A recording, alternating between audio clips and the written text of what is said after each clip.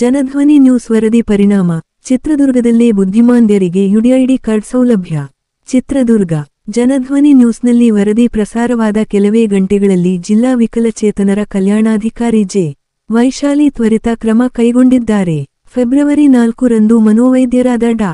ರಾಜೇಶ್ವರಿ ಅವರು ಚಿತ್ರದುರ್ಗ ಜಿಲ್ಲಾ ಆಸ್ಪತ್ರೆಗೆ ಕರ್ತವ್ಯಕ್ಕೆ ಹಾಜರಾಗಿದ್ದು, ಇದೀಗ ಜಿಲ್ಲಾಸ್ಪತ್ರೆಯಲ್ಲೇ ಬುದ್ಧಿಮಾಂದ್ಯತೆ, ಬೌದ್ಧಿಕ ವಿಕಲಚೇತನರಿಗೆ ಯುಡಿಐಡಿ ಕಾರ್ಡ್ ನೋಂದಣಿ ಹಾಗೂ ವಿತರಣೆ ಮಾಡಲಾಗುತ್ತಿದೆ.